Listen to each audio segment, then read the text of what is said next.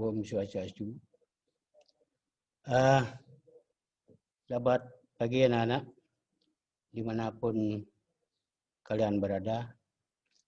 Mudah-mudahan pada pagi ini kalian dalam keadaan sehat-sehat berkat perlindungan Tuhan Yang Maha Esa, Ida Sang Hyang Widi. Kalian semua dalam posisi yang sehat bersama keluarga. Pada kesempatan yang berbahagia ini, Bapak kembali bertatap muka lewat daring kepada kalian semua, bahwa dalam pembelajaran sejarah Indonesia ini mungkin pada tempoh hari sudah dapat disampaikan oleh Bapak Putu, maka Bapak ingin melanjutkan pembelajaran masuknya kebudayaan Hindu-Buddha di Indonesia. Pada minggu-minggu yang lalu mungkin sudah disampaikan tentang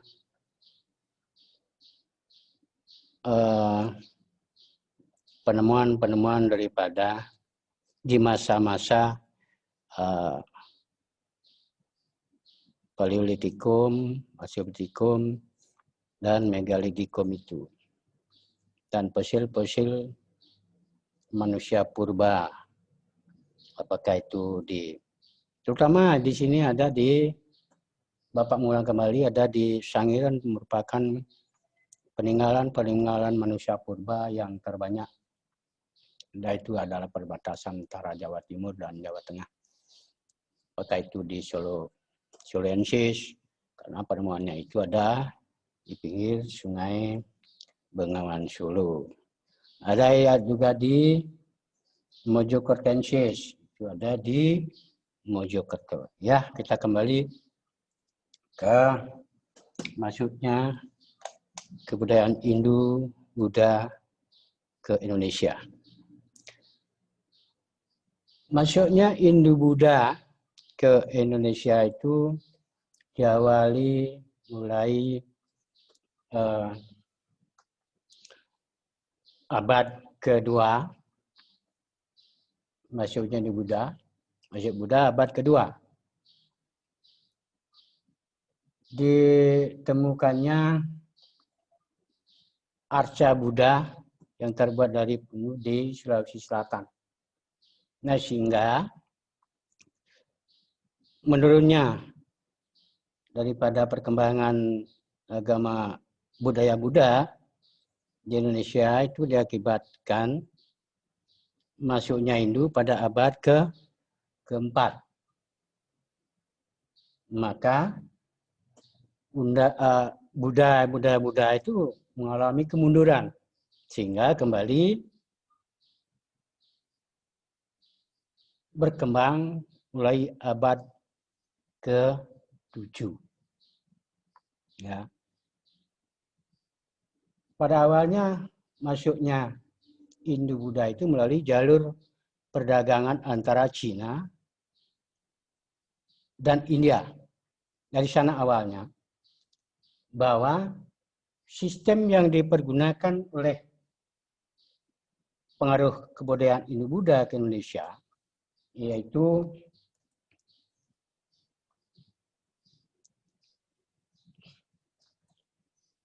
melalui sistem teori. Teori itu adalah teori kasta. Ya, yaitu yang pertama adalah teori Wesya, di mana proses masuknya kebudayaan Hindu-Buddha dibawa oleh pedagang India yang menyesuaikan dengan angin musim untuk berdagang di Indonesia. Dalam waktu tertentu, para pedagang menetap di Indonesia, sehingga memungkinkan terjadinya perkawinan dengan perempuan-perempuan pribumi. Itu adalah suatu percampuran antara orang Indonesia dan orang India. Itu yang disebut dengan beralkulturasi.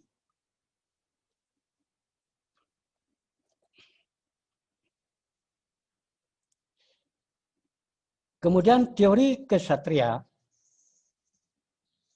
Cici Beng menjelaskan bahwa golongan satria dari India ini ada yang terlibat konflik dalam masalah perebutan kekuasaan di Indonesia. Bantuan yang diberikan oleh para kesatria ini sedikit banyak membantu kemenangan. Nah, sebagai hadiahnya di antara mereka yang kemudian dinikahkan dengan salah satu putri dari kepala suku atau kelompok yang dibantunya. Mukherjee juga mengatakan bahwa juga golongan kesatria membawa pengaruh kebudayaan Indo-Buddha ke Indonesia. Para kesatria ini selanjutnya membangun koloni-koloni yang berkembang menjadi sebuah kerajaan. Kemudian sekitar abad ke-5, ada di antara para keluarga kerajaan di India Selatan melarikan diri ke Indonesia sewaktu kerajaannya mengalami kehancuran. Mereka itu nantinya mendirikan kerajaan di Indonesia.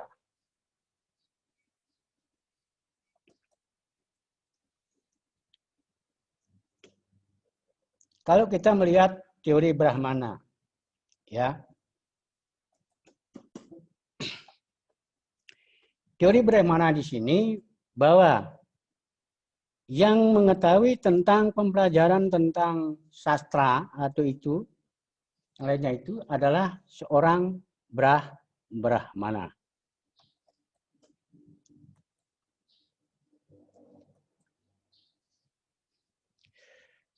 Kemudian itu Buddha India yang menyebarkan ke Indonesia bahwa oleh golongan Brahmana berdasarkan pada pengamatan terhadap sisa-sisa peninggalan kerajaan yang bercorak Indo-Buddha di Indonesia menggunakan bahasa Sanskerta atau huruf Pallawa. Karena hanya golongan Brahmana lah yang menguasai bahasa dan huruf itu sendiri. Nah, itu ada ya perkembangan pengaruh Indo-Buddha ke Indonesia. Kalau teori arus balik kita katakan di sini bahwa menjelaskan peran aktif dari orang-orang Indonesia yang mengembangkan kebudayaan Indo-Buddha di Indonesia. Teori ini menyebutkan bahwa banyak pemuda Indonesia yang belajar agama Hindu-Buddha ke India. Setelah memperoleh ilmu yang banyak, mereka kembali ke Indonesia untuk menyebarkan ajaran Hindu-Buddha di Indonesia. Itu.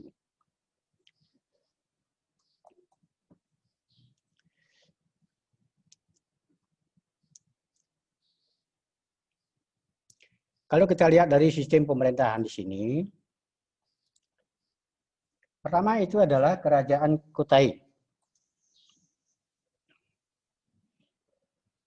Kerajaan Kutai itu terletak di Kalimantan Timur, diperkirakan berdiri pada abad ke-5 Masehi. Rajanya adalah Kudungga,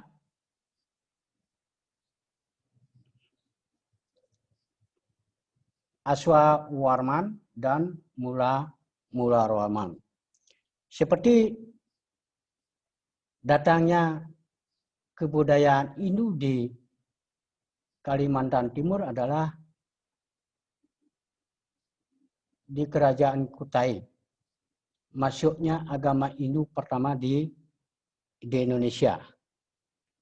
adalah di Jawa Timur di Kerajaan Kutai. Kemudian Kerajaan Tarumanegara, itu terletak di Jawa Barat, juga berdiri sekitar abad ke-5 Masehi, sekitaran Bogor atau Bekasi, Jawa Barat. Kalau dalam sejarah itu ada dekat Rengas Dengklok ya. Nanti akan kelihatan di pengasingan pertemuan antara para tokoh Indonesia nanti dengan Soekarno-Hatta, ada di Rengas Dengklok ya, itu.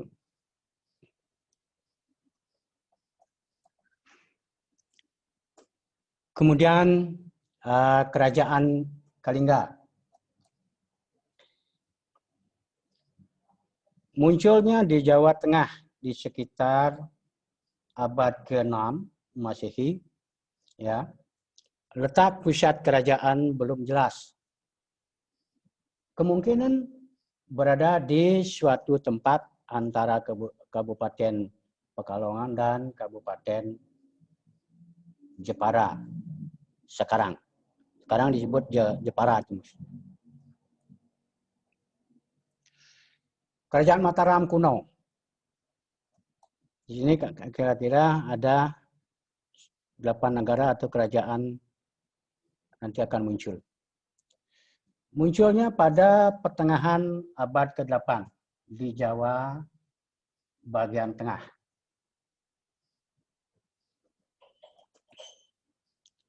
Kemudian Kerajaan Medang Kemulan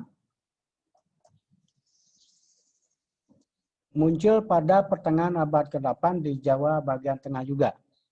Di Jawa, kalau sekarang Medang Kemulan itu ada di Surabaya. Surabaya itu kan ada pura yang disebut dengan Pura Medang Kemulan ya. Itu di sana munculnya. Kemudian Kerajaan Sriwijaya.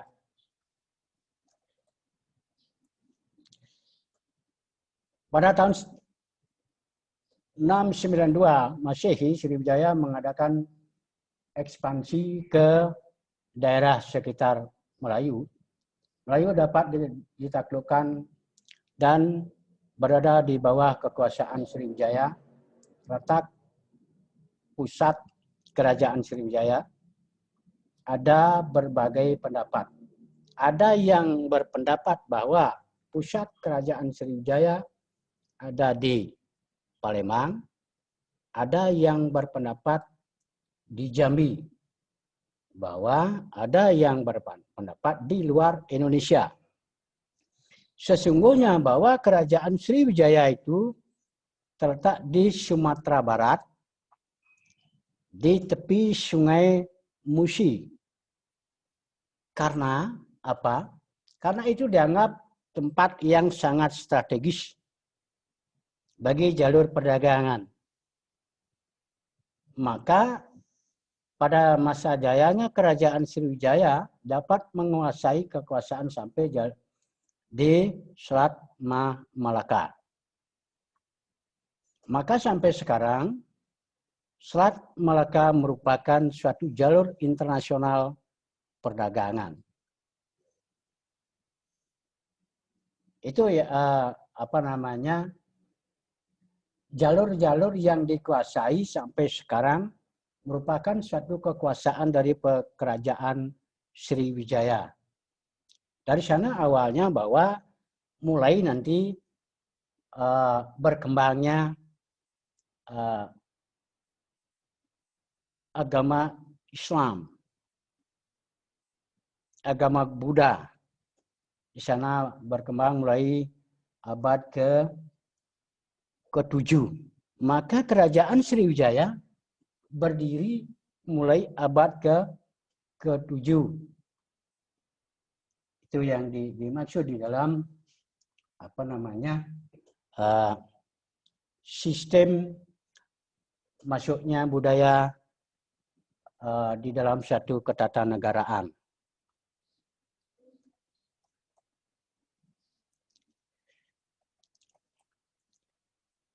Kemudian di sini ada kerajaan Kediri. Nah, kehidupan politik pada bagian awal di kerajaan Kediri ditandai dengan perang saudara antara Samarawijaya yang berkuasa di Panjalu dan Panji. Gerasakan yang berkuasa di Jenggala ya, mereka tidak dapat hidup berdampingan pada tahun 1052 Masehi. Terjadi peperangan perebutan kekuasaan di antara kedua belah pihak. Di dalam sistem cerita antara Panjalu ya, Panjalu Daha dan Jenggala itu kan sampai sekarang diceritakan dalam cerita Calon Narang misalnya. Calon Narang ilmu yang ada itu ada di Jawa Timur. Persis sekarang itu ada di Jombang. Itu adalah tempat kelahirannya Presiden Indonesia, yaitu adalah Gus Dur. Ada di Jombang. Di sana pusat ilmu pengetahuan tentang Calon Narang dari cerita Jenggala dan Panjalu itu ya. Kalau kalian senang bercerita tentang sejarah kan beda itu. Mana yang benar antara prasejarah dan praaksara. Maka ilmuwan itu dia berpendapat kalau kita pergunakan bahasa yang disebut dengan bahasa prasejarah, pra berarti tidak, ya sejarah ya sejarah, maka sejarah itu tidak ada. Maka dipergunakanlah bahasa yang disebut dengan praaksara. Sebelum mengenal tulisan, itu yang dimaksud ya. Maka kita kembali di sini ke kerajaan Singosari. Kalau sumber sejarah yang memuat Singosari diantaranya adalah negara Kertagama dan Paraton. Itu.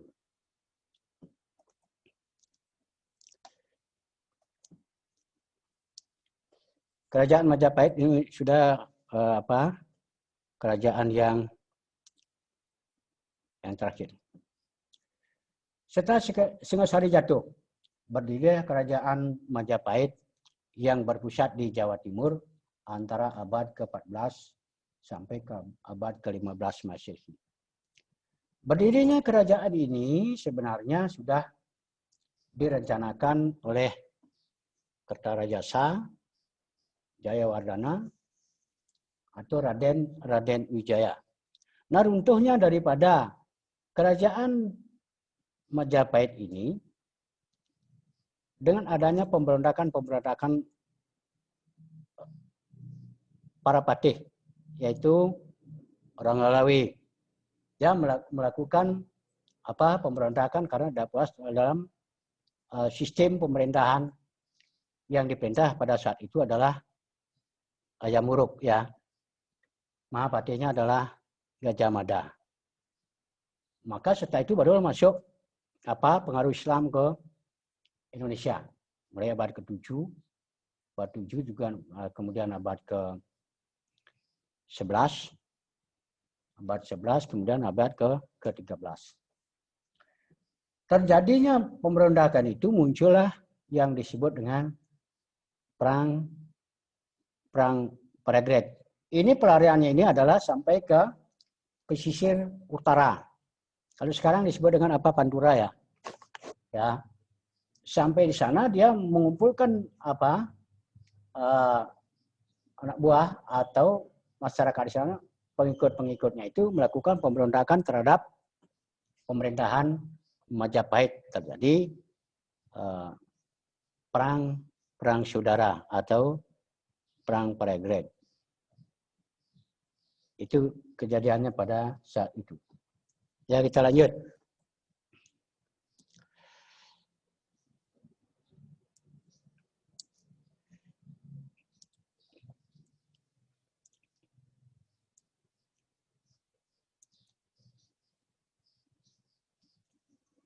Kalau masyarakat di Indonesia ya, kita kembali di zamannya ini. Bidang pemerintahan, kalau perubahannya kan jauh sekali sekarang dengan pada masa-masa itu. Ya. Kemudian bidang sosial. Kalau di bidang pemerintahan, kedudukan kepala suku digantikan oleh raja seperti halnya di India. Nah, kedudukan raja tidak lagi dipilih oleh rakyatnya. Akan tetapi diturunkan secara turun-temurun. Karena apa? Karena dianggap sebagai keturunan dewa. Dan dianggap sebagai puncak dari segala hal dalam negara. Maka pada saat itu sistem pemilihan tidak ditiadakan kembali karena sudah berubah sistem pemerintahannya menjadi sistem keturunan. Sama dengan sistem kerajaan kan sistem keturunan. Atau sistem jajahan antara satu kerajaan menjajah kerajaan ini didirikan suatu kerajaan yang baru. Itu sama dengan seperti itu.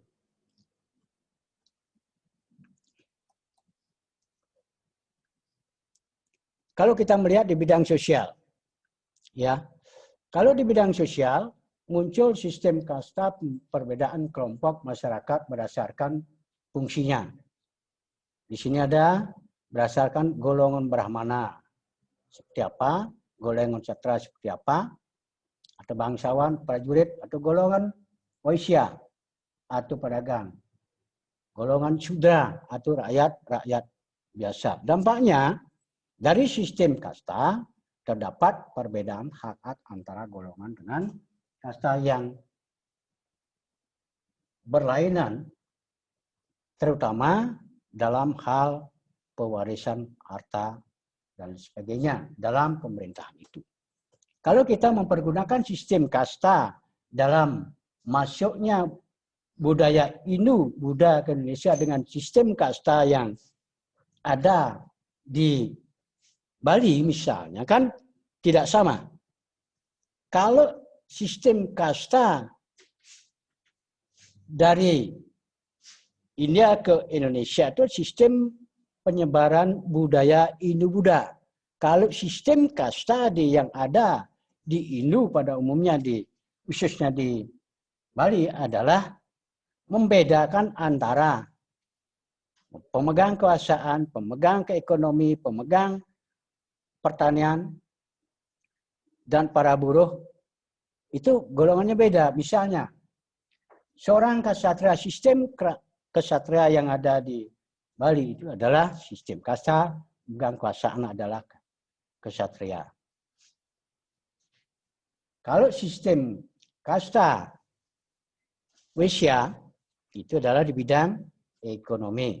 Sistem kasta Sudra itu adalah para buruh dan petani. Kemudian sistem kasta yang disebut dengan Brahmana adalah di bidang ilmu pengetahuan keagamaan.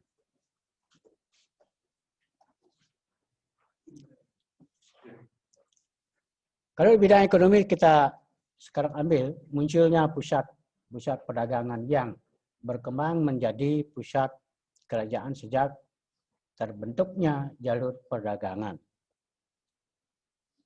Kapal-kapal dagang banyak yang singgah untuk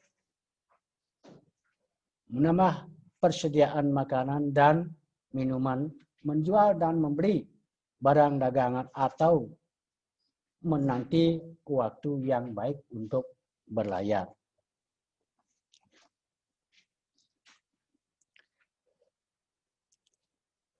Kalau di bidang agama, perkembangan pusat kerajaan dan pusat penyebaran Hindu-Buddha ke berbagai wilayah.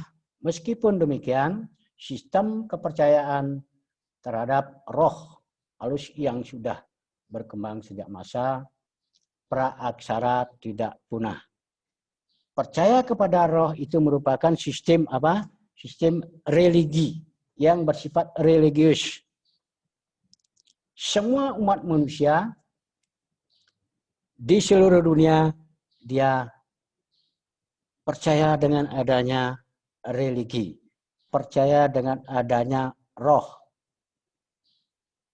Itu yang dimaksud religius. Roh, apakah itu roh manusia, apakah itu rohnya para dewa? Itu terserah. Itu adalah menurut keyakinan manusia itu sendiri. Maka kita sebagai umat manusia, dimanapun berada, mereka pasti percaya dengan adanya religi. Religi itu adalah suatu kepercayaan terhadap roh. Kalau kita orang Bali kan beda. Bedanya gimana? Roh dengan dewa itu beda. Roh, sehingga ada percaya dengan adanya gunung. Percaya dengan adanya laut. Sehingga ada disebut dengan abis di laut, baru ke gunung. Karena gunung itu merupakan tempat bersemayamnya para roh leluhur atau nenek moyangnya. Itu yang dimaksud ya.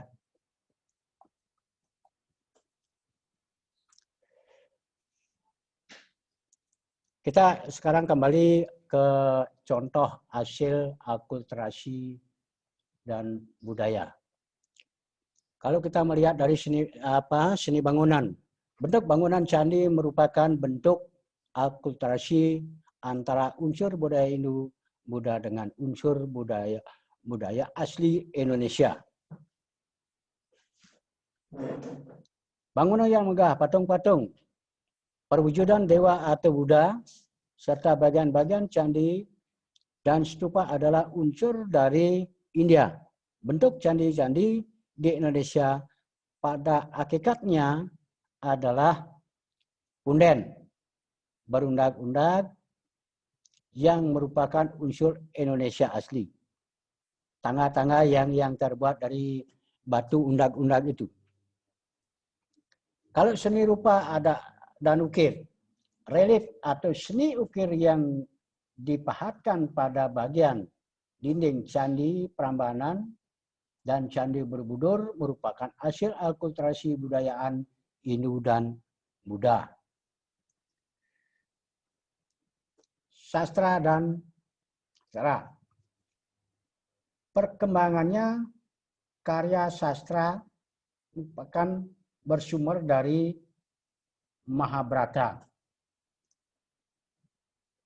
dan Ramayana, melahirkan seni pertunjukan wayang kulit. Selain itu, lahir pula tokoh-tokoh pewayangan yang khas Indonesia, misalnya tokoh-tokoh Punakawan. Perkembangan sastra ini didukung oleh penggunaan bahasa Sanskerta dan huruf India seperti Pallava, Prenagari, dan Dewanagari. Besok.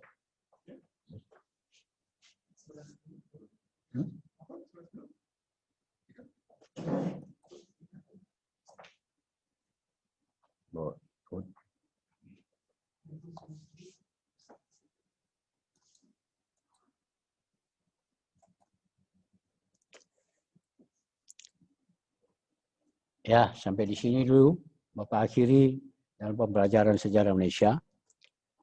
Maka di kemudian hari kita akan dapat berjumpa kembali. Sementara waktu, mohon maaf, kita tidak akan bisa bertatap muka langsung. Mudah-mudahan COVID-19 cepat berakhir. Pada saat itulah nanti kita akan dapat bertatap muka dengan kalian semua. Mudah-mudahan kalian dimanapun berada, sekeluarga, dalam keadaan perlindungan Tuhan, Ida Sang Yang Widi, mendapatkan kesehatan walafiat, dan sebagai penutup Bapak ucapkan Parama Santi, Om Shanti Shanti Shanti Om.